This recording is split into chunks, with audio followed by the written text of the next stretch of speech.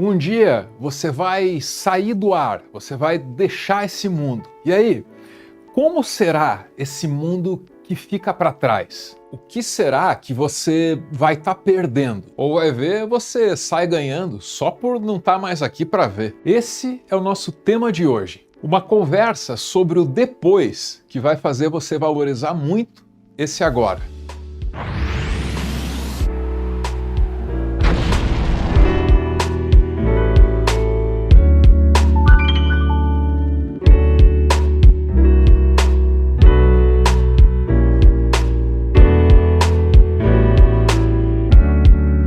Melhores textos, um dos melhores roteiros que você pode encontrar nessa distinta plataforma de vídeos tem que estar nesse canal aí, ó, o Exurbia, canal gringo, né?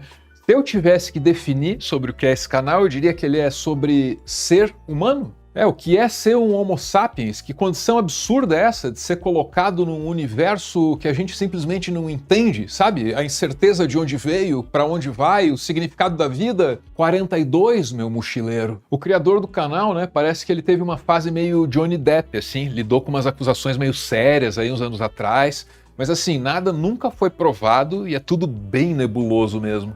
Alguns acham que o Exurbia é feito por um gênio injustiçado, outros que é feito por um gênio louco, talvez um gênio maligno. O que ninguém discorda é que é um gênio. E ele é um mistério, tudo no canal dele segue sendo um mistério, é um canal misterioso, com assuntos misteriosos, o criador é discreto, nem esses escândalos aí tiraram a tartaruga do casco. Ele seguiu produzindo apesar de tudo, tem boa meia dúzia de livros que você encontra aí, ó. E também tem, essa que pode ser a magnum opus, na minha opinião, esse vídeo aí, ó, O Sono é a Morte Sendo Tímida. É um bom título, né? E é um vídeo ensaio soberbo, merece cada uma das 8 milhões de visualizações. Hoje eu vou espremer essa fruta para ver que tipo de suco sai daí. I was maybe 6 years old, driving somewhere at night with my dad, and I took a little nap, and I woke up, and he said, "Where did you go?"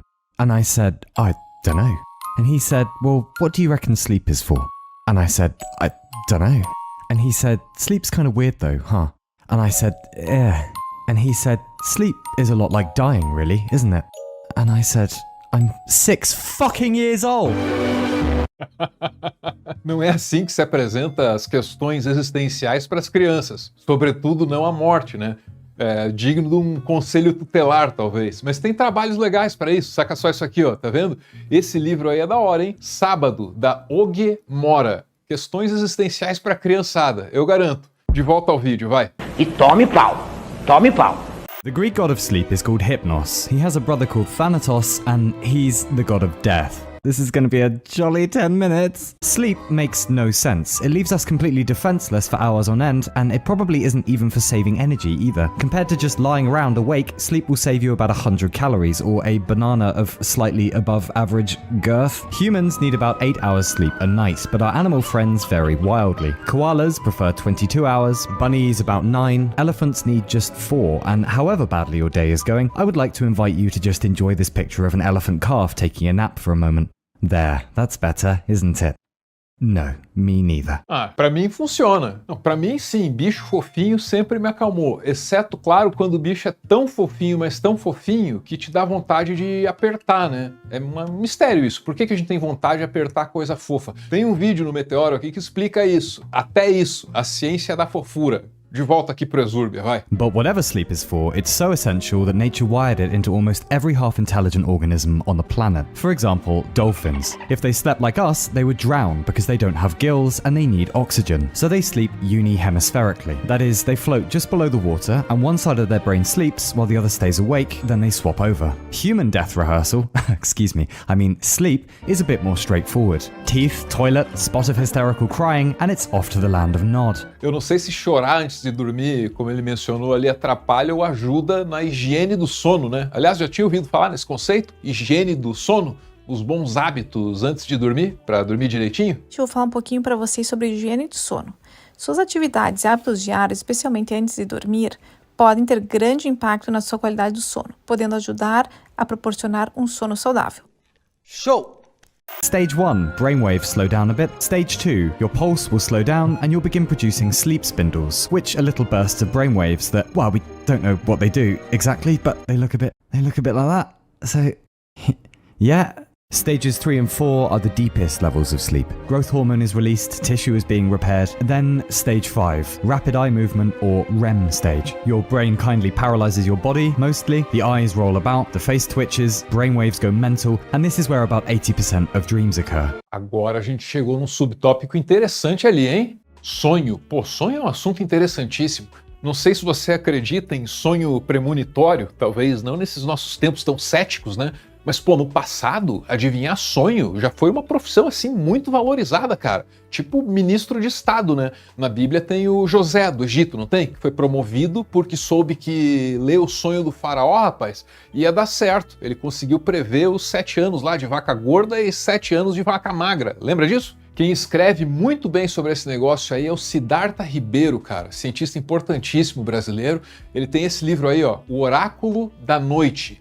Ouve bem aí o Siddhartha. Eu acredito que o sonho é uma reativação de memórias de experiências passadas, de forma a recombiná-las para gerar estratégias futuras. Então ele funcionaria assim como um oráculo probabilístico. Ele tenta simular o futuro baseado no passado, mas ele é probabilístico, porque ele não sabe o que o futuro vai ser, então ele tenta encaixar.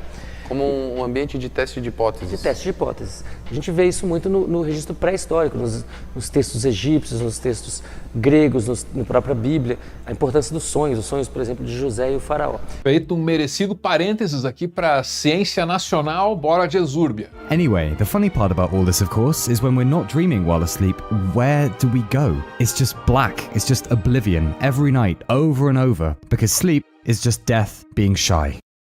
Eu já parei para elogiar esse título hoje. É muito bom, cara. O sono é só a morte sendo tímida. É um título bom para um vídeo onde você se pergunta, né, para onde a gente vai quando a gente tá dormindo e não tá sonhando. A continuidade desse vídeo, cara, emociona de verdade. Eu te peço paciência, a gente vai chegar lá. Só me permita, rapaz, adicionar um pouquinho mais de ciência aqui com o Siddhartha Ribeiro, porque eu não sei onde você tá nesse momento assim que você dorme e tá lá perdido na escuridão, sem sonhar, né? Mas enquanto você tá sonhando, aí eu sei onde você tá. Você sabe o que você tá fazendo enquanto você tá sonhando? Você tá treinando, cara. O Siddhartha explica ali que o sonho é um oráculo probabilístico, quer dizer, a tua mente está simulando cenários, entendeu? Acumulando probabilidades e estudando cada uma delas. Uma coisa que aconteceu é os primeiros artigos mostrando que os sonhos, o conteúdo dos sonhos tem a ver com o desempenho na tarefa. Então, sonhar com a tarefa se correlaciona com o melhor desempenho na tarefa. Isso data de 2010, 2011, experimentos do laboratório do Robert Stickle em Harvard, alguns experimentos do nosso próprio laboratório e algumas outras pessoas apontando nessa direção. Isso não existia até recentemente. E isso está colocando a pesquisa de sonhos num outro patamar, porque até recentemente o sonho era apenas um subproduto do sono REM. Agora a gente sabe que o sonho nem mesmo se restringe ao sono REM. Então você tem, hoje a maneira moderna de falar disso é que a gente sonha ao longo da noite durante diferentes fases de sono. Só que esse sonho muda de qualidade. Ele é uma história complexa no sono REM, ele é algumas imagens nas fases iniciais do sono, no sono hipnagógico, na transição para o sono. Ele é alguns pensamentos no sono de ondas lentas, mas ele é sempre um sonho. Né? É sempre uma atividade mental que tem a ver com os desafios da vigília, que tem, de certa maneira, um teor de simulação de situações possíveis. Então todo o conceito do sonho é simular situações hipotéticas que poderiam rolar na sua vida. Aí, caso elas ocorram, ou ocorram assim mais ou menos parecidas, ao menos que conceitualmente, aí você estaria mais preparado para enfrentar cada uma delas. Ou seja, sono também é treino. Caralho! If we got news that an asteroid was approaching, scheduled for arrival, say 60 years from now, and it was so gigantic it would wipe out our entire civilization, we would probably go fucking nuclear. Riots, war, maybe end the world before the asteroid even arrived. And yet, there is an asteroid approaching slowly in the distance, but it only gets one of us at a time, and we practice for it every night, and its name is death. With an asteroid, the whole species will be gone in a few days, probably. With death as it stands today, though, maybe we take comfort in the fact that even though we'll be gone, the world will still carry on without us. But ignoring technology and politics, we do know a bit about the future we'll all miss out on. And if it cheers you up, we can take a little tour of that future. Just for fun, let's say sometime in the next few years you become a parent to 2 children, and that the average human generation cycle is about 30 years. Well, by the 2080s, we're 2 generations down the line. You are now a grandparent, and 6 humans have inherited your DNA. If humans have made it to Mars on November 10th, 2084, the colonists will witness the transit of Earth from Mars, the Earth resembling a black disk passing across the sun. 2110, another generation later, and assuming humans have on average 2 children, your children have grandchildren now, and you have 14 descendants. It's quite possible they attended your funeral. Daqui pra frente, o cara vai resumir em 5 minutos tudo que a ciência permite prever sobre o futuro da humanidade. Vai ser legal, mas me permita adicionar, porque sempre que o assunto é morte, aqui eu lembro dessa frase do Mark Twain, né? A morte não me assusta nem um pouco. Estive morto por bilhões de anos antes de nascer e não me lembro de ter me incomodado nem um pouco. Don't worry, everyone got smashed in the pub afterwards and said nice things about your hair. Muitos temas existenciais, mas o que faz o calvo pensar na vida é essa parte aí sobre o cabelo. Você sabe que eu não gosto de homem careca. The world population is probably around 11 billion humans, having jumped 4 billion in just a century. The 2140s, another generation, all things being equal, 30 humans now carry your genes. 2200, another generation, and we're into the 23rd century. Halley's Comet has just reached its perihelion, you have 62 descendants. The mid-2200s, now 6 generations, that's 126 descendants of yours. Lilu and Corbin Dallas will shortly be initiating a romantic relationship, and by the end of this century, still at 2 children per generation, you now have 2,050 descendants. We can no longer even speculate what culture and technology looks like, so year 12,000 AD, 240 generations later. Aliás, será que nesse futuro tão distante aí a reprodução humana continua sendo do mesmo jeito que é? Hein? É uma questão, hein? Não dá pra artificializar tudo? Quem sabe até isso? If sex is even still in fashion, you now have at least several million descendants. The star Antares has just gone supernova probably, and will be visible from the Earth even in daylight. Year 52,000 AD, 1,500 generations of your progeny later, and the Earth's rotation will have slowed enough courtesy of the Moon that we'll need to add a leap second to preserve timekeeping. Year 100,000 AD, 3,000 generations later, you might recognize the constellations, but they'll be altered. The handle of the Big Dipper getting a little relaxed at the back, for example. 250,000 AD. 7,500 generations later. Loihi, currently a submarine volcano in 2019, will have risen out of the ocean and become a volcanic island. 2 million AD. The Grand Canyon erodes to surround the Colorado River, if there is indeed still a Colorado River left. 50 million AD. Eurasia and Africa collide, forming an entirely new mountain range. 5 to 600 million AD. It's possible Earth's continents have fused back into a single supercontinent. A day on Earth has probably gained at least an hour. Our moon is now so distant, solar eclipses never happen. Que coisa, né, cara? Parece que nada resiste mesmo ao tempo. Nem mesmo o próprio tempo. Você entendeu que conforme o tempo vai passando e a Terra vai desacelerando, o dia vai ganhando mais horas. Quer dizer, nem o tempo resiste ao tempo. Doideira! 1 billion AD. The sun is now 10% more luminous, meaning our oceans have begun to evaporate. Plant life is unlikely. 4 billion AD. The Milky Way, our galaxy, and our neighboring galaxy Andromeda collide, forming Milkomeda. 10 billion AD. The sun is now 256 times its current size and has almost certainly swallowed Mercury, Venus, and Earth. 1 trillion AD. It's possible the Big Crunch has now begun. The remains of the universe falling back in on herself. Galactic clusters will begin to converge. Stars will collide, the resulting explosions illuminating the heavens nearby and distant. Eventually, the black holes of the universe will collide with one another, amassing into a single supermassive black hole, consuming itself. 1 quadrillion AD. It's also possible no Big Crunch will occur and the universe will continue to expand indefinitely. In this scenario, the main points of interest for the next almost infinite period of time will be the decay of nucleons, that's protons and neutrons, beginning an era in which only black holes exist in the universe, and assuming a new universe has not begun, the current universe will achieve its final resting energy, uninhabited, uninhabitable, barren, perpetual, limitless dark, with no recourse to the fecundity that once teemed within the boundaries of creation. Também é meio maluco pensar que os átomos que compõem o universo podem ter um prazo de validade. Os prótons dentro dos átomos começam a decair, as coisas vão desaparecendo e aí o que começa ali nas menores escalas da matéria assume proporções gigantescas. Tem esse outro vídeo aí, ó, saca só, mostra um time-lapse dos próximos trilhões e trilhões e trilhões de anos que esse universo ainda tem pela frente. Começa com o que seria quase que um futuro próximo na escala cósmica, né? Em 1 trilhão de anos, todas as estrelas ali já vão se apagando. Aí muita coisa acontece até que chega uma era de buracos negros, ou super buraco negros. Supers buracos negros. Supers buraco negros. Não, é super buracos negros? Quanta opção de plural, né? Como é burra a norma culta. Rapaz, tá certo isso. Mas enfim, isso aí levaria 1 trilhão de trilhão de trilhão de trilhão de anos. Então fique tranquilo, você não vai estar aí pra ver. Esse vídeo aí que eu tô recomendando, esse aí tem legenda em português brasileiro, tá? Você também vai descobrir que no fim de tudo, rapaz, no fim do universo mesmo, tudo vira ali, ó, um grande óvulo sendo fertilizado por múltiplos espermatozoides. Foi isso que eu entendi. E essa é a janela de oportunidade que eu tenho para summonar a sua força para nossa TV Cringe. É o canal novo que a gente criou para viabilizar esse tipo de conteúdo aqui. Se você estiver gostando, me ajuda lá, porque aí vai ter mais no futuro próximo. Eu prometo retribuir com bastante trabalho. Valeu!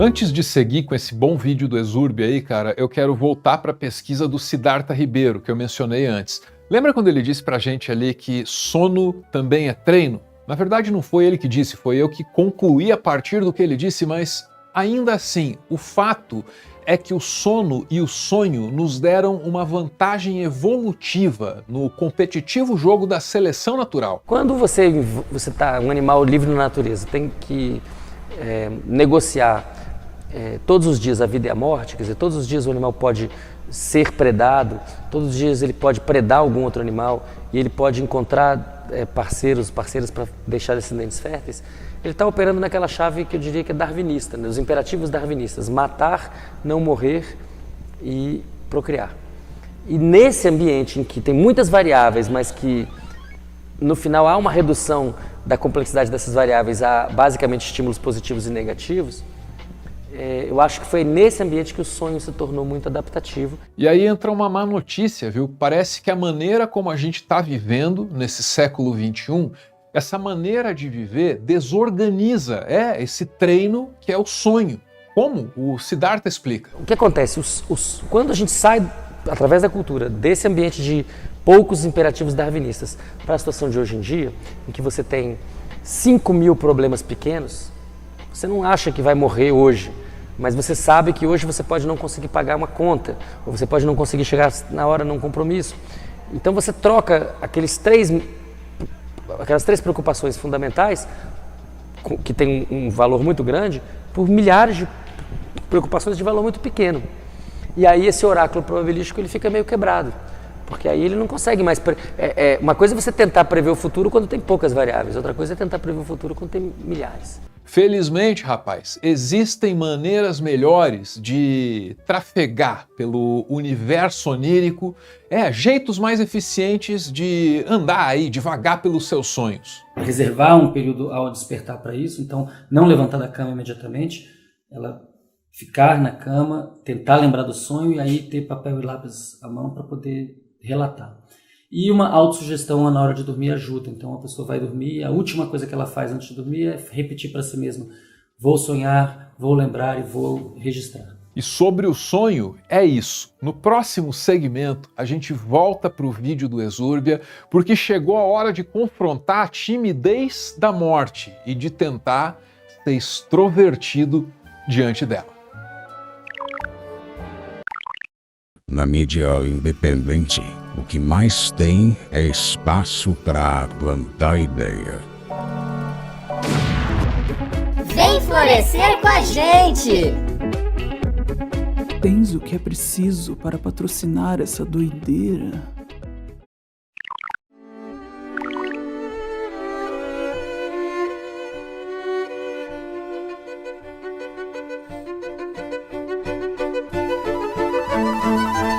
De volta ao vídeo do Exúrbia. Esse segmento agora vai ser sobre o mundo que fica quando a gente se vai. Você já parou para pensar que mundo é esse que você deixa? Depende de você também, né? We all must have gone through that phase as a kid when it hit us. Well, people die eventually, and mum and dad are people, and I'm a person, so, oh God! Some of us, including your pompous narrator here, never recovered from that phase. It is simply too much to live as the only animal that knows its projects and loves and lifetimes are limited, and when the animal is gone, after a while, it'll be as though the animal never was at all. Eu lembrei dele no início, né? Mencionando o primeiro contato dele com o conceito de morte, que é ele conversando com o pai dele no carro e tal. O meu foi no velório de uma das minhas avós. E a minha lembrança é de que eu corria de um adulto para o outro, assim, naquela sala, e os adultos, em geral, não interagiam comigo, porque eu era uma criança desesperada, chorando. E eu criei na minha cabeça a fantasia de que era como se todos tivessem sido transformados em pedra. Tamanho foi o impacto, né, da chegada desse conceito, a morte, na minha vida, né? Deixou uma lembrança em mim, deixou uma lembrança nele. Tenho certeza que você vai recobrar algum episódio também. Quando esse momento, né, ou esse conceito tão duro entrou na sua vida? Marca.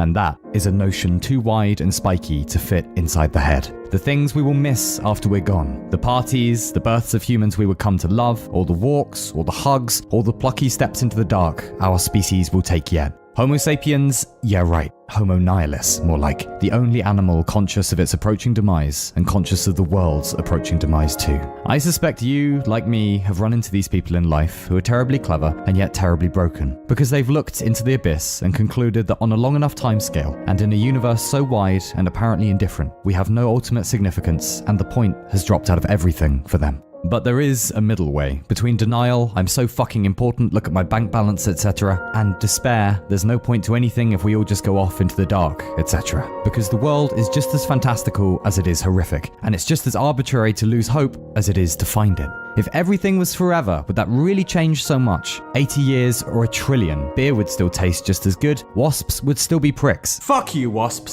A vespa realmente é um caso sério. Quem estuda o assunto aí vai te dizer que todos os animais são importantes para manter o equilíbrio de cada ecossistema, mas a vespa, cara, ela desafia essa compreensão. Você já viu como é que fica um cachorrinho mordido por vespa, pô? O que é isso? Vespas, controlem-se. Errei, moleque. Maybe tomorrow we'll kill aging and death and stay up infinitely past bedtime. But as it stands today, we don't have the science yet. And so God-fearing or not, we have to find some way of making peace with the thing. For you, it might be religion or some variant of spirituality, and fair enough. But I'll tell you what works for me personally though. When it's late and I can't sleep and the abyss starts whispering about how I'm going to go into the dark one day, I keep in mind that whether I like it or not, I am part of something bigger. An experiment conducted across the entire planet, conducted across all of history, called us. Somewhere in the future we are gone, and someone who loves us is remembering us. Somewhere ahead of that they are gone, and someone who loves them is remembering them. The interminable rise and fall of generations. How many of us have been and gone down here since we became Homo sapiens? Billions at the very least. To have stubbed one's toe, to have heard a new word and looked it up, to have yelled at the GPS as though it's the GPS's fault you got lost, to have watched another human blowing their nose or picking their teeth or something equally disgusting, and quietly thought to oneself, oh fuck, I've fallen in love with you. Haven't I? Essa frase aí você também poderia resumir como fodeu. Me apaixonei. Falei, agora eu vou me fuder. Just to have been anything, what a weird honor. If sleep is just death being shy, then waking up is atoms being miraculous. The fact that for about 80 years atoms know they're even atoms at all, courtesy of being humans. Birth, death, the silly bit in between. If none of it has any ultimate significance, if on a cosmic scale none of it matters, does that really fucking matter? We won't last forever, but while we're here, what a silly decision it would be to waste our day out in the cosmos. That brief period of time when matter woke up. On a world as interesting as this one, with hair as excellent as yours, with all the other talking carbon units around us, who we can hang out with and be fond of and talk shit to and keep the abyss well at bay. And if all that wasn't enough, just in case, in the words of Ursula K. Le Guin, você não tem contato com essa autora, cara, que é interessantíssima, me ocorreu um vídeo aqui para te indicar. O Tese 11, tá ligado? Tem um vídeo muito bom lá sobre a Ursula Le Guin. e o pensamento político dela. Vale a pena. Baseado nisso, o que a Úrsula foi fazer? Ela foi ler a teoria, ela foi mergulhar também nesses conceitos, nessas perspectivas. Ela acabou focando bastante no anarquismo, então uma influência anarquista muito forte nessa literatura aqui. Ela foi ler Kropotkin, ela foi ler Emma Goldman, ela foi ler Paul Goodman. E bora descobrir com que citação da Úrsula o Exúrbia vai finalizar esse texto aqui. A human who left us just last year. When I take you to the valley, you'll see the blue hills on the left and the blue hills on the right. The rainbow and the vineyards under the rainbow late in the rainy season. And maybe you'll say, there it is, that's it. But I'll say a little farther. And we'll go on, I hope. And you'll see the roofs of the little towns and the hillsides yellow with wild oats, a buzzard soaring and a woman singing by the shadows of a creek in the dry season. And maybe you'll say, let's stop here, this is it. But I'll say a little farther yet. And we'll go on and you'll hear the quail calling on the mountain by the springs of the river. And looking back, you'll see the river running downward through the wild hills below. And you'll say, isn't that the valley? And all I will be able to say is drink this water of the spring. Rest here a while. We have a long way yet to go. And I can't go without you. Que final, hein? Se eu comentar qualquer coisa, eu estrago. Estraguei.